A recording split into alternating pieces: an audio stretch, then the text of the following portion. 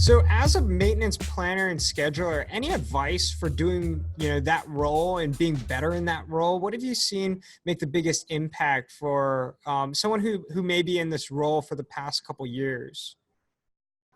I think probably the most important thing is to realize that it's all about continuous improvement, right? So it's because maintenance is repetitive, because we're doing these jobs all the time, always just improves. So when you've planned a job and it gets executed, make sure you get feedback from the crew and say, okay, what went well? Were all the materials there? Were the right materials there? Was the job duration correct? Were the step sequence correct? Get that feedback. And then there always will be feedback, right? Or almost always. So take that feedback and update that planning. And then next time it comes out, it's going to be better. And if you do that on a regular basis and you set up a system where you save your documents, save your drawings, save your pictures, everything you need for the work pack, life is going to get a lot better. And then don't just do this for your preventive maintenance, but do the same for your corrective maintenance, because it does, most plans will be doing the same corrective jobs over and over again.